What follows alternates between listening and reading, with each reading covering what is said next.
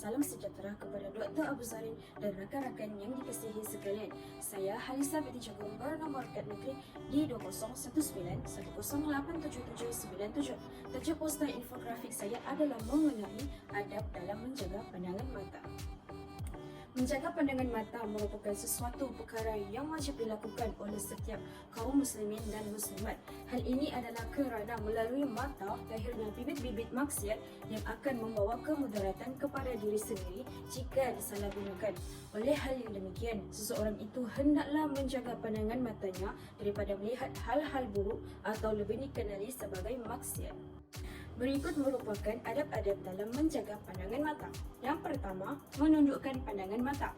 Seseorang umat Islam hendaklah menundukkan pandangan matanya terutama terhadap lawan jenis. Hal ini kerana melalui mata akan menyalurkan apa yang dilihat ke dalam hati sehingga membuat otak terus berfikir. Melihat tanpa batasan menyebabkan timbul keinginan dalam hati. Dengan menundukkan pandangan mata, dapat mengelakkan diri daripada terjerumus dalam keburukan, bahkan terhindar daripada perbuatan maksiat. Adab yang kedua ialah menjaga aurat. Menjaga pandangan mata dan menjaga aurat saling berkait antara satu sama lain. Oleh itu, baik lelaki ataupun perempuan wajib menutup aurat bagi memelihara pandangan mata dan tidak melihat aurat bagi yang bukan mahram.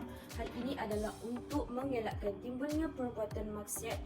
Dan alangkah baiknya jika setiap umat Islam menutup aurat dengan menggunakan pakaian yang longgar dan tertutup sesuai dengan ajaran Islam. Adab dalam menjaga pandangan mata yang seterusnya ialah sentiasa mengingati Allah Subhanahu Wa Taala. Sebagai umat Islam, kita haruslah menanamkan sikap sentiasa beringat dan takut dengan perbuatan dosa yang telah kita lakukan.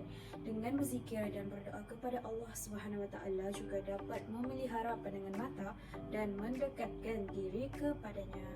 Adab dalam menjaga pandangan mata yang seterusnya ialah menghindari tempat-tempat yang mengandungi banyak maksiat. Bagi memelihara pandangan mata adalah tidak memasuki atau menghindari tempat-tempat yang dipenuhi dengan maksiat, misalnya tempat umum di mana ramai wanita yang tidak menutup aurat atau berpakaian tidak sesuai dan sopan. Adab dalam menjaga pandangan mata yang kelima, melihat kecantikan dan keunikan ciptaan Allah Subhanahu Wa Taala, misalnya alam semula jadi.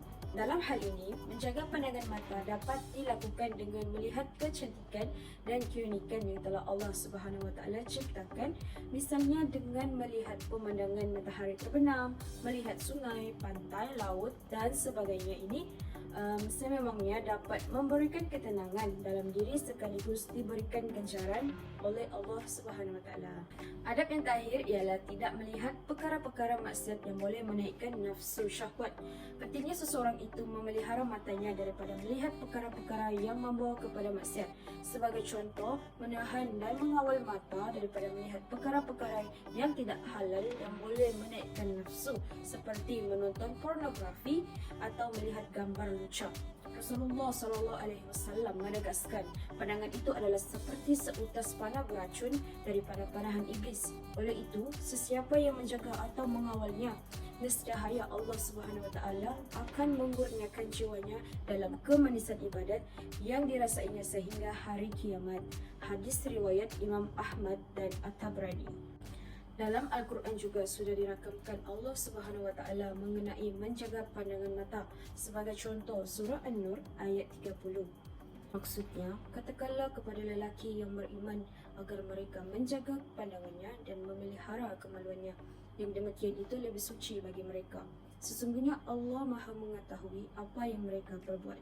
Secara kesimpulannya, mata merupakan salah satu panca indera manusia yang diberikan oleh Allah Subhanahu Wa Taala untuk melihat betapa cantiknya ciptaan Allah yang meliputi segala langit dan di bumi. Oleh itu, nikmatilah panca indera ini sepenuhnya ke arah kebaikan dan jagalah pandangan daripada melihat maksiat. Itu sahaja daripada saya. Sekian, terima kasih.